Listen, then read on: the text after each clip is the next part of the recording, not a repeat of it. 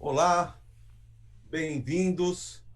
Eu sou Marcelo Lombardo, CEO e fundador da Omie, e essa é a segunda edição do nosso CEO Talks, uma iniciativa da Omie para ajudar empresas a discutirem melhor a sua visão de negócios, a sua visão de futuro. Essa é a nossa segunda edição. Na nossa primeira edição, inclusive, a gente teve a honra de receber o Kleber Moraes, que é o presidente da AWS do Brasil. Eu daqui a pouco até deixo o link para essa sessão anterior para vocês aqui nos comentários. E na segunda edição de hoje, nós temos dois convidados super especiais. O Allan Bordin, CEO da Assessor Bordin, e o Pascal Finette, cofundador da Be Radical Group e presidente da Singularity University para empreendedorismo e inovação.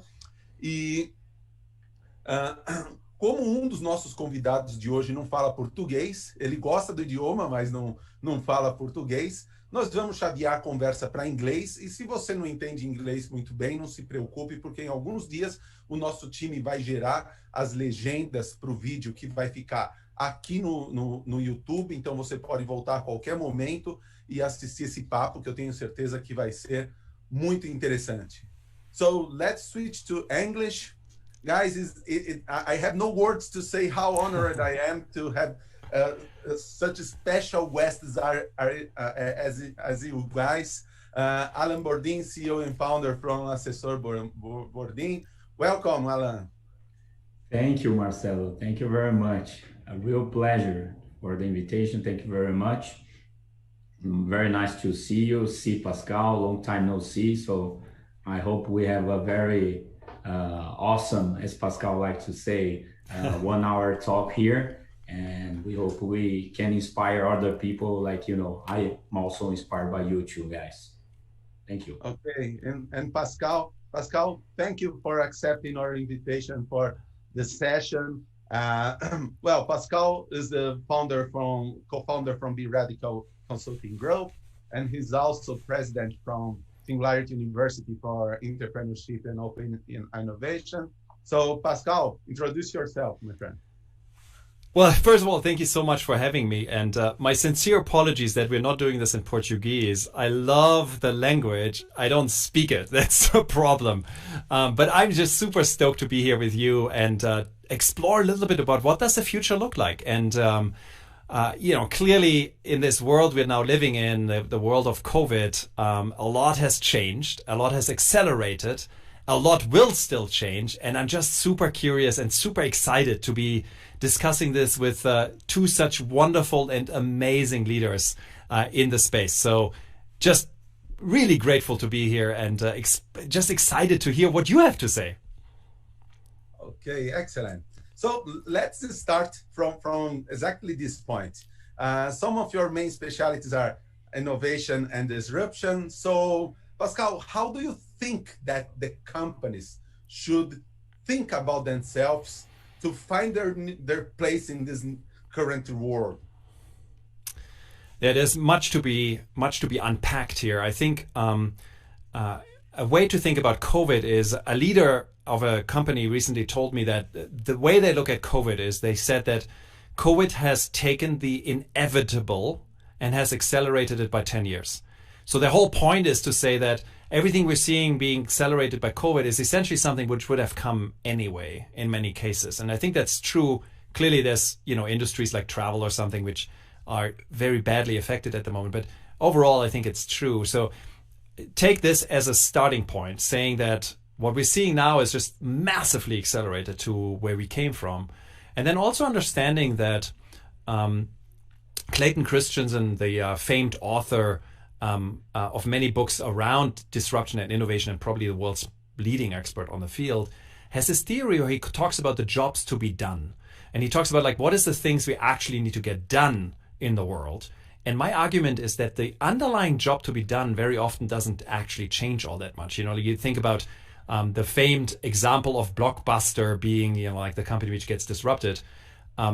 We're still watching movies. They just happen to be not on VHS videotapes, which we get in a store. They come directly streamed to our television. So understanding that the underlying job to be done typically doesn't change all that much. But the medium changes, then becomes an imperative for us to figure out like what's next, what are the next media, what are the interactions we're seeing. So much exciting work to be done for companies which are forward looking. It's interesting because last week I was talking to a partner and he was telling me something from 2019, and it seems like it was a decade ago. Oh, for sure. Yeah. I mean, here's the thing, right? So we're talking about the 2020, the time loop. You remember the movie Groundhog Day? I think every day feels like Groundhog Day these days.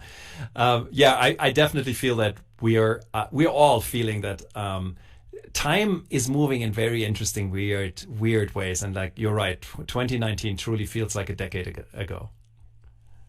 But one thing that, just to add on that, one thing that this year is showing is that if we are actually afraid of doing some transformation, we are in a big trouble. Personally, as leaders, and also as companies, because it has shown that things can. I know that everybody, probably Marcelo in your company and you, Pascal, we had to switch to office mode, to remote mode on a weekend. So, and we have been like this for 8 to 9 months now, and it seems that it came to stay. So probably one thing that questioning that status quo is really important for us at this moment. And if we don't do that, our business will be in big trouble. It took some time for Blockbuster, for example, as you said, to go bankrupt. If it was today, maybe it would be a couple of weeks. So moving fast, I think, is one a key point for us at this stage, at this moment. Yeah, I think from an investment point of view, the first thing, the most dangerous things that can happen to any business is to be slow. So investors, they look for companies that move fast. And what's the difference in the current scenario? Does this idea has changed or increased? What do you guys think? Well, I think we have to move fast, right? We had to this year. We always see that some in the past, let's say in 2019, we were all leaders, and us, we were always looking for excuses. No, I'm not going to do this because of that and all that. We are trying to find, some excuses. There is a joke going through the internet saying that, the digital transformation was not made by the CEO or the CTO. It was made by COVID. So, and that's true because, we had to make these changes. So being slow in the last year was something very terrible for companies. From now on, as Pascal initially said, it's going to be deathful. So, we have to move forward. And this digital transformation is a cultural transformation. It's not only about technology, but it's really about changing culture. So in business, there are here, for example, my business is 38 years old. I'm very proud of it. I'm second generation of the business, but the past success is amazing for us to tell stories and have a nice drink over it. But if we don't move forward, we're gonna be in a big trouble. So things are moving very quickly, right, Pascal? But accounting companies, they must rebuild themselves in this scenario, but they also need to help their clients to transform themselves. How do you understand this new role of the accounting business industry? I always tell to my team that, first thing in the morning, when you're gonna, now at home, when you're gonna put your shoes on, put the client shoes on and see how you see things. And I'm crazy about clients' experience. So, I say, look, if we're not providing the financial statements, Pascal is not familiar with the Brazilian environment, but we have so many tax obligations, so many things now. But this is mandatory. Doing the mandatory is just something that we have to do by obligation. But what else are we doing on the side of that to give the client experience? So a lot of investment, of course, in communication, technology, but service one-to-one is very different. So, this is, and the pandemic period, created different ways of communicating with the client, of showing information to the client. So, things that we were discussing that when we're going to do it, we just did it like in 3-6 months. So, and this mindset has changed in the team, and I'm here very grateful to my team because, they did explain the things through the pandemic, but that's it. If we don't think like, at least what the client needs, and sometimes create their needs because they don't know what they need. We had so many law changes, so many things that, if we had a view of bookkeeper, it would be very difficult. We need to have switched to an advisor. Being an advisor, I think we can create a better experience for our clients. Okay, fantastic. And I think Pascal has a lot of experience with the accountants in the US, with the CPAs, helping a lot of accounting firms, right, Pascal? Yeah, absolutely. We work very closely with the AICPA, the American Institute for CPAs, and through them, we work with a lot of firms, anything from small to like large firms. And Allan, I think you're absolutely right. It's exactly what we are also seeing, like this need for speed, the need for agility, the need to really see the world through the lens of your customers. I would add one thing to this, Allan, and I'm pretty sure you're a master of this already, is I do believe we're living in a world of increasing uncertainty. Clearly, COVID has shown us like a lot of uncertainty in this world. But in a world of uncertainty, it becomes actually interesting because we used to live in a world where we seek answers. We seek to find the solution. And in a world of uncertainty, that doesn't work anymore. You can't find the solution anymore because it might not even exist. And it's really more about starting to ask more powerful questions. And Allan, I love this question like this, like put the shoe on of your client, right? Because it puts you into the mode of questioning. It doesn't put you into the mode of, I know the answer, this is what you have to do. It's rather going out there and saying, what is it you're actually experiencing, client? And what are your questions, and how can I help you navigate those questions? And I think that becomes an imperative. That becomes a true leadership skill of the 21st century, which we need to embrace. Pascal, I had a chance to watch one of your speeches, and I think that's something that everybody loves to say, is that we are supposed to find opportunities in crisis, right? Everybody loves to say that. But I know you have a pretty cool framework in order to help us to ask the right questions, or to find the right questions to really find any opportunity in crisis. Can you go across that? Yeah, absolutely. And so this is a modification of a framework which has been around for 40 years. So a gentleman called Jerome Glenn invented this 40 years ago. And the idea is the following. You look at the world and you look at a specific disruptor. You look at a trend. You say, for example, what happens through, as Allan mentioned, remote work. And there is a level of like direct consequences. And we all kind of intuitively know them. They're pretty obvious. Like say, for example, the world of remote work has a direct consequence on your office space. Like clearly you don't have people in an office. Now, the interesting question becomes what happens at the implications of the implications. So the kind of the outer edges, the implication of the question of, okay, so remote work leads to a change in, say, for example, our client relationships. What is the implication on that? And then you go further out and you ask more and more and more of those questions. And what happens is, if you've ever seen a mind map, it's kind of like a tree-like structure where you start looking at the outer edges, the leaves on the tree. And the interesting insight is this, that the real disruptors, as well as the real opportunities, they happen at the outer edges, at the kind of like the crazy edges of an implication, of a trend. And I give you just one very weird example, which we learned. This has nothing to do with the pandemic, but it's very illustrative. If you take self-driving cars, and we all know about self-driving cars, and you look at what are the implications of self-driving cars, and you've got anything from, well, self-driving cars mean that you will not drive anymore, so something will happen there, and it might mean that the cars itself, you will have probably less cars because they can drive themselves, right? So that you have a chauffeur, everybody has a chauffeur. But here's an interesting one. So self-driving cars lead to less accidents. We know that. The statistics show that. And then you can ask yourself, what is the consequence of that? And now you can say, for example, well, if you have less accidents, if you're a car repair shop, bad luck. You might be out of business. Less accidents also mean that we have less people going into an emergency room. So if you're a hospital and you make a lot of money with your emergency room, that might be a problem. But the fascinating one is this. Less accidents leads to less people dying on the road, which is awesome. It's great. We have way too many people dying on the road. But then if you ask yourself, what is the consequence of less people dying on the road? And if you think about this a little longer, you will see that most of the organ donors, particularly in the United States, but pretty much all around the world, are unfortunately young people driving themselves to death.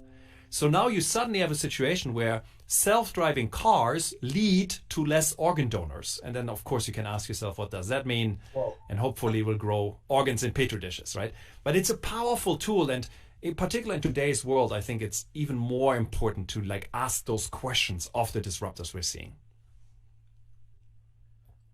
fantastic. No, amazing. And this thing, it reminds me about education and studying different stuff. And I know this is to you, Marcelo, because I know you also, like Pascal and myself, a very curious guy that wants to learn about a lot of different stuff. So it's, how do you learn, because we are living in a world that without education, we are not going anywhere. Pascal told me that I have to learn, unlearn, and learn again. So on a daily basis in an IT company as an entrepreneur, how do you see, learning different stuff and, connecting the dots at the end? Excellent. Well, Allan, we know you are an investor for some startups and also board member. What kind of advice are you giving to startups in this moment? We live in a crazy world. Just kidding, but it's well, it's kind of the curious mindset that I think I try to develop some way that sometimes I tell the guys, I tell my friends, look, never lose like their child look, because child is very curious. They they ask questions. I have a niece of 8 years old. She's also always asking me questions, those different questions. And then startups,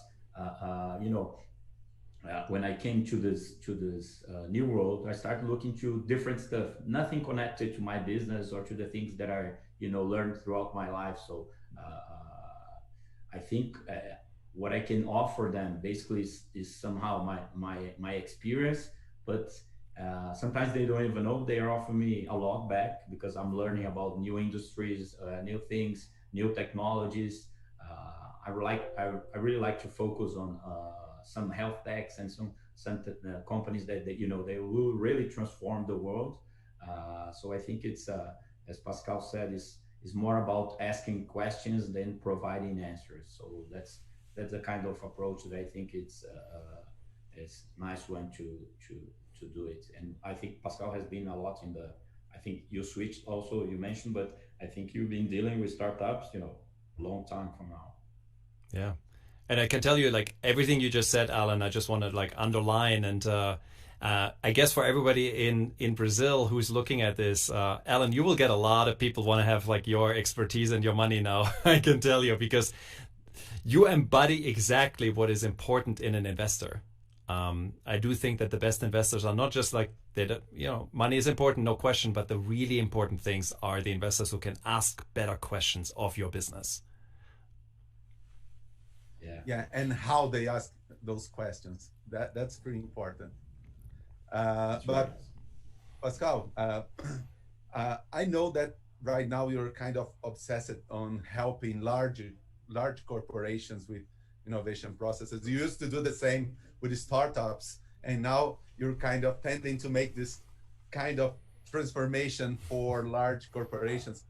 What's the difference from helping a small startup working mainly on greenfield, starting from scratch, and a huge corporation with thousands of employees? How it feels? It's super interesting, and it's you know, I think I'm exactly like Alan. I want to learn all the time, and I felt like in the startup world, I've understood the startup world fairly well. I mean, clearly there's much more to learn, without a doubt. But I felt like I understand it fairly well, so I got super interested in bigger corporations, particularly privately held large corporations. And what I find so interesting is, you know, like the problems are so similar and so different, because the one party has no history and a white sheet of paper, or, you know, a green field or blue ocean, whatever is their metaphor, ahead of them. The other one has a huge history book, a lot of legacy. Alan, I love the fact that you're in a family business which has like decades under your belt. So there's so much richness and so much knowledge in there. And then at the same time, if you don't have any knowledge, if you don't have any history, like you just write your own rules, whereas like the other company doesn't, right? So the problem space is kind of an inverse of each other. And I am just super fascinated by this. Alan, I'm actually curious to hear from you as someone who runs a family business and invests into startups. Maybe I'm sure I can learn something from you here. So let me put you on the spot. Like, how do you see this? Like, how do you think about your running your family business, given the experience you have in the startup world? Thanks for the question. It's pretty interesting. It's like trying to get a traditional business with a startup mindset, and in terms of, you know, fail fast, try things. You know, this a lot of people saying about the culture of error. I classify errors in my business like in two ways. I was thinking about this. There's one that I call the lazy error, the lazy mistake, which is you have the process in place, it's already designed, you just follow it. If you don't follow it, it's a lazy mistake. And in our business, a lazy or a stupid mistake can cost a lot of money for us and for the clients. So this is dangerous. Then you have like the smart mistake, which is someone is trying to implement something new, a new experience for the client. We are, you know, just doing that a lot this year. So, you know, if you fail on that, it's a new experience. It's kind of a smart mistake. And I see a lot of startups doing that, you know, failing fast, you know, reinventing themselves. So the approach that I do with the team, and, you know, and I have a lot of brilliant people in my team. Nobody does anything alone. So, you know, it's to get the input, you know, and listen to them and see what we can improve in a company that's been almost 40 years in the business. And every day we have to say, I mentioned to you this before, is like, you know, past success does not lead to present or future success. We have to have that in mind. So we've seen so many large corporations. In my business, for example, we've seen Arthur Andersen going bankrupt. Why, you know, our small company cannot go on the same path? So, you know, it's a matter of, you know, pushing every day and, you know, creating a very learning environment. For example, we created like 6 or 7 years ago, a corporate university. Because for us, you know, a company our size, it's something, it's a huge investment, but we saw at that point that with so many law changes, with so many leadership changes, with 4 generations working at the same time in the office. So either, you know, we train the people and we put this learning culture in the company, or we're gonna have huge problems. So that's, you know, basically the approaches that we are doing now. So great. And Alan, can you tell us a little bit more? How did you switch from working in your office to remote work? Because you have such a traditional business. When you think about accounting business, you think about traditional business, and it's such a radical change to work from home. How do you made this transition? Yeah, well, I think, you know, nothing happens in one day or another. You know, there's a history there. So we are, you know, implementing. We are not expecting COVID, of course, but, you know, we were implementing some policies and things that we say, look, we might go at some point to a little remote work. So just as basic stuff. So instead of you having a desktop, you have a laptop, things like that. That at the end, it helped a lot. But, one thing that it was something very got me very happy is because the team responded really fast. So, the IT team, the operational team, everybody was there, in really showing the working as a team, as a group. So basically what we did was, I saw that Europe was going on lockdown like 3 or 4 days before, a week before. I said, maybe this can happen here. On a Thursday, I told the guys, maybe it's time to start working from home and to take your laptops home, because in São Paulo, Pascal, I don't know if you've been here, but we have this many times. Yeah, we have huge distance, we have people that take 2 or 3 hours to arrive to work, so and all that. So we said, the typical commute time in São Paulo was close to 3 hours per day. That's nuts. That's nuts, guys. Completely no sense. Yeah, so it's crazy. So, we started on a Monday, March 23rd, and with all the challenges that we had, it took, at least a week, 10 days for people to adapt. And we must remember that each individual has their own reality at home. So some of them, live with families and all that, and everybody was, really, really anxious about it. But then we started, look, we have systems in place. We have things that were working at the office. Now, I think the secret was, let's communicate a lot. Let's be in touch a lot. So, everybody's talking to everybody, either to clients or internally every day. Any call that you do, open your camera. So I want to see your face, because, at least I can see a little bit of reactions. We see a lot of babies in the video, which is very fun also. But, it was a very, it has been a very nice experience. I confess to you that I'm kind of tired because, one thing is for you to do remote work 2 days a week or 3 days a week or whatever, 1 day a week. But now, it has been 9 months, and I think everybody, humans in general, we like to socialize. So we are missing that. But it has been much better than I expected in the beginning. Okay, I must be honest. Before the pandemics, I was the guy against remote work. Yeah, me too. I didn't believe that. Yeah. Since we are a startup, in my opinion, startups are all about to create new theses, to try it, throw it away or improve, and run the cycles as fast as possible. And in the opinion of the old me, that was impossible to do without everybody staying in the very same room. And I'm more than happy to admit that I was completely wrong about this.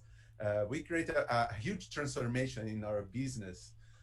We used to attend only small clients, and since the pandemic, we are also attending larger corporations, and we created all the changes in the sales process and sales machine and marketing in less than 1 week, when everybody was working from home. So I'm more than happy to admit that I was completely wrong about this. We are all told and thought that we were very flexible, and then came the pandemic to show that we are not flexible, right? So it's always a learning curve. And Pascal, talking about flexibility, what do you think are the main characteristics that a leader should have, or entrepreneur that's watching us right now, to face this new world? How they should interact with the machines, with the technology, and with the team. What are your main thoughts on that? Yeah, absolutely. And well, first of all, congratulations to both of you, and you exemplify flexibility, actually, like the ability to turn on a dime and accept reality. There's a beautiful quote from Ayn Rand which said that you can ignore reality, but you cannot ignore the consequences of ignoring reality. And I love this because, many of our leaders, they just seem to ignore reality, but there is consequences to that, and we have to face those. Allan, to your point about leadership, I do think that, you hear these buzzwords a lot. Like people say, oh, you need to be more agile, and you need to deal with ambiguity and adaptability. And for me, they're all pretty hollow, because for me personally, I never know what you actually mean. And it comes down to me to the point we talked about earlier, which is how do you actually deal with uncertainty? Because we're living in an environment which is significantly more uncertain, and it requires a very different management skill. Because I think, Allan, you mentioned this earlier, where curiosity becomes the key factor. And I love this word. And you brought up something which I always like to talk about, which is children have curiosity in abundance, right? If you've ever seen children, like I think you talked about your niece, right, Allan? Like they always ask questions. And then what happens is we send them to school and we beat it out of them. And our education system is built in a way, unfortunately, that it says, here's the question, here's the answer.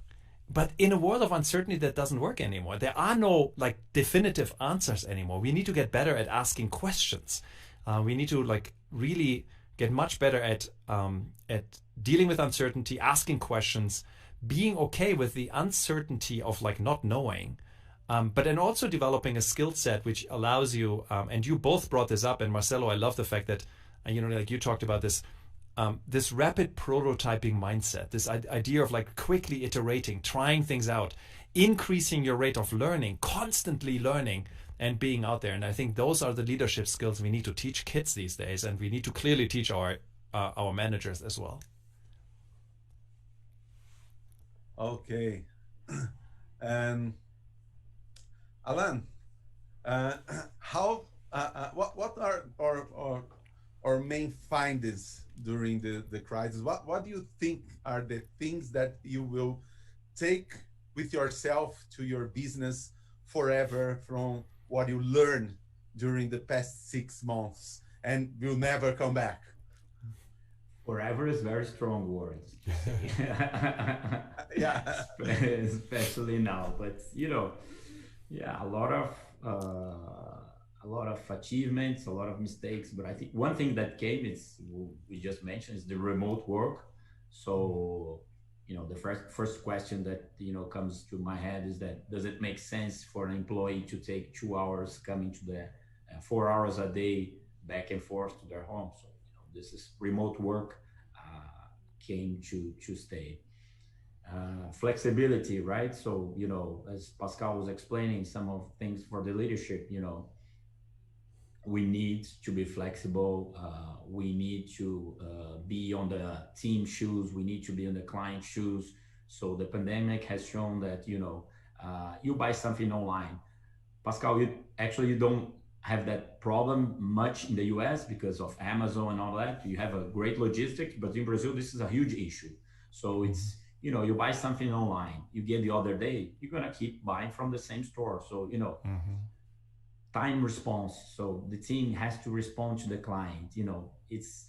We have Zoom, we have Teams, we have WhatsApp, we have all the communication tools. So if we are not available, and by available I mean actually being available to the client, we are losing to the competitor.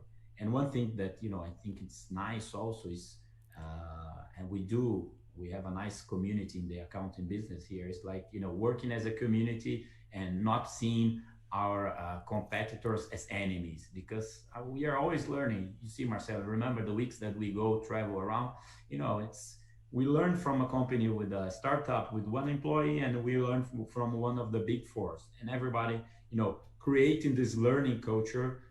I think it's amazing. I saw probably a colleague of Pascal the other day speaking, Santiago Belinkis, the guy from OfficeNet, the show sold to Staples, and he was saying that we have to be centaurs nowadays, because we have to adapt humans to technology, to softwares. And I found this amazing. That's true.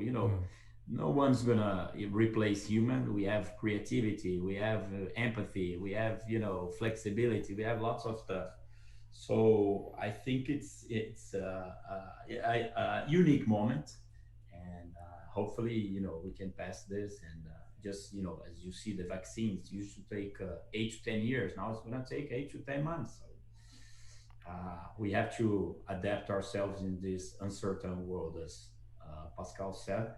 But I'd love to hear from Pascal as well. What else companies can do, to be available, to understand the needs, and to actually transform the business. But it's funny to see that from the technology point of view, there's nothing new. Zoom that we are currently using, it's available from many years. E-commerce and all the tools we are using to communicate and to run our business right now, there's nothing new. So it seems that the pandemics pushes the company towards adopting technology. Don't you think, Pascal? Yeah, I would absolutely. Clearly, we've got video conferencing like for decades, right? I do remember downloading the Skype, the original Skype client. Do you remember Skype? Like the other day, by the way, this is a funny story. The other day, someone invited me to a meeting and the meeting was on Skype. And I was like, I haven't used Skype for like 3 years. Like what? Like I don't even have the software on my computer anymore. But, Skype was a thing and that thing is with us for like nearly 20 years or so, right? Or 15 years. So clearly, yeah, you're right. But it goes back to, if you think about technology and the adoption of technology, it tends to follow, not a linear path. It tends to follow an exponential path. And the interesting thing about the exponential path is that it feels like there's nothing happening in the beginning for quite a while, and then suddenly it seems to explode. There's a very famous quote from Ernest Hemingway, which we've taken out of context, of course. But the quote is gradually and then suddenly.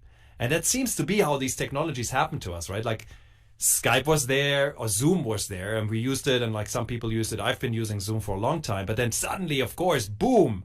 And you wish that you have bought Zoom stock in January. I'm pretty sure, as I do, clearly. But, technology has this tendency. So here's an interesting point, and this ties it back to what Allan just described as in like, what do companies need to do? I think to a certain extent, every company needs to become a little bit like a futurist. We need to become curious about the future, and we need to start looking for these, what we call weak signals, these early phases of the exponential curve, because they often tend to point towards what the future could look like, and likely will look like. And then, of course, timing is always the hard thing, like predicting when will exactly like video conferencing become the thing it is today. And clearly, most people wouldn't have predicted a pandemic. But still, you could have seen the weak signal like early, very clearly. Those weak signals, they can use it to, let's say, understand when the tornado will begin to any new technology or something like that. Yes, absolutely. And then again, like the question becomes like, how do you actually determine if a weak signal becomes a strong signal, right? And that's there's an art and a science to it. You can actually do that. The way we like to look at this is we like to look at it through the lens of a model we developed. We call the strong signal canvas, which is you essentially ask a couple questions of your weak signal. You say, what is the maturity of the technology itself? What is the timing of the technology? And you can talk to technologists and they can tell you. And then the other part is, you also need to look at, the Germans have a word called Gestalt. And Gestalt is kind of like the holistic view of everything. It's a weird word, it only exists in German. But the idea is to look at what are the other factors, which are not the technology itself, which either need to be in place or need to be removed for the technology to be successful. A good example is, if you think about video streaming, so we're thinking YouTube and Netflix and so on.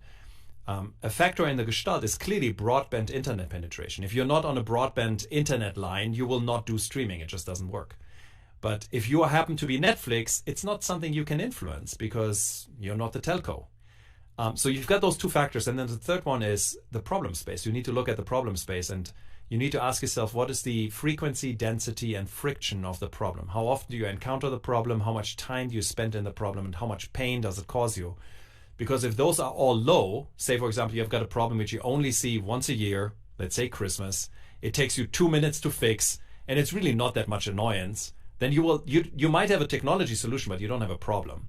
Whereas if you sit in traffic every day, as I just learned, 3 goddamn hours, you do it every day, it takes you 3 hours, it's pretty much a pain in the backside. It is a problem to solve, which goes back to Allan's point, which is we will have remote work stay with us for a long time for that exact reason, because people are now, they're intoxicated on the fact that they don't need to spend 3 hours, in a car waiting or in public transport waiting. And for those who would like to go deeper and learn more about this weak signal and strong signal framework, do you suggest any book, any lecture? What do you suggest for the entrepreneurs that would love to go deeper in this framework? So a couple of things. On one hand, there's a futurist called Amy Webb, and Webb is with a double B. Amy Webb. She wrote a book about weak signal spotting. She's a futurist. It's her area of speciality. She's amazing. Highly recommend this book. It's called The Signals Are Talking. So that's a really good book to read. We at Be Radical have developed a bunch of frameworks around this, which make this very practical for business leaders. So you can just hop over to our website, beradicalgroup.com. We make those toolkits available for free. You can read about them. We write about them on our blog, etc. So those are two resources probably to get you started on this journey into becoming a futurist. Okay, and talking about your website, Be Radical, I could see that you have available courses at the website, and I was shocked that because the way you charge for the courses, so you do it and you pay whatever you want. How much you think it works? Does it really work? Yes, it does. So you're right. So we've got a bunch of like online courses on the page, and we make many more available throughout the next couple of months. And our model is this: we want the knowledge to be out there. We want you, entrepreneur, corporate irritant, change maker, to use these models. And I don't want you to say, I can't use the model because I can't afford the course. So what we do is we give away the course for free, and then basically we ask you to say, hey, if you can spare some dollars, if you can spare some money, chip us some money. It'll pay the beautiful coffee. So we go and buy Brazilian coffee because it's the best in the world.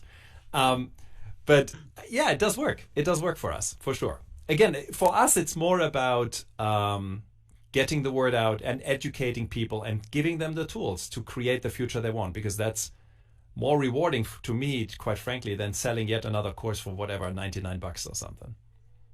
Okay, so you since we are talking about Be Radical, Pascal, can you tell us why did you create the company? Wasn't Singularity University enough? Where did this idea came from? Well, the short version is I was just really curious, as I mentioned to Allan beforehand, I was just really curious to figure out, how do you support large privately held companies very practically in their transition into this new world. And Singularity University is amazing at doing the mindset shift. But I felt they fell a little short on like helping companies actually do the work. So we created a company around this, like in the best tradition of what Allan also described as like, I wanted to learn something new, and I have the luxury of being able to create my own vessel to do so. So we created a company around it. And my hope and my aim is that one day in 38 years from now, I can sit on a call like this and say, I've got a family business, like it's 38 years old. So kudos to you, Allan, for doing that. It's just, I'm in awe and I inspire to be like this. And just to mention that, I was not the founder, right? I'm the second generation. Otherwise, people will think, it's too much Botox here. I have to say that, the business, the entrepreneur is that created it, and I'm very proud of him. It was my father. Yeah. But Allan, I know your father, I know you're second generation, but at some point of our talk, you mentioned there are 4 generations working over there. How is it possible? Sorry, I had a connection issue. Can you repeat, please? Okay. I know your father. I know you are the second generation leader in the company. But at some point at our talks, you mentioned that there are actually 4 generations working over there. How is it possible? Well, and I think not only here, right? In many companies and many of these large corporations that Pascal is helping. And, it's the moment that we have here. We have the baby boomers, and then we have the X generation, the Y generation, now the Z generation. And probably Pascal is going to create the radical generation. So it's you know, it's the what we are facing in companies. We have a generation, for example, that, you know, helped my father starting the business. So, you know, and these guys, they have a lot of knowledge, a lot of experience, you know, a lot of the values of the company. So they are very, truly valuable for the business. And then we have the, you know, the interns that are coming with 18 years old. So, you know, how we make this connection, this approach, especially now in the remote work. So this kind of thing is a challenge. Maybe remote work doesn't solve all of our questions, because this is an issue. It's this interaction, we might have an issue, but it's pretty amazing. And I think it will be, I don't know for how long this in not only in our business, in, you know, in all the business that we have so many generations and so many different, you know, backgrounds. Because, you know, can you imagine a guy that's 70 years old chatting with a guy with 18 years old? They're, you know, how they were raised, you know, how was their childhood. So, you know, being curious helps a lot on that, because, you know, we learn from everybody. Everybody's learning from everybody. If we can install this culture of learning, it's going to be an amazing journey. Excellent. And now, Pascal, I have a question that I'm particularly curious about. Innovation in large corporations, and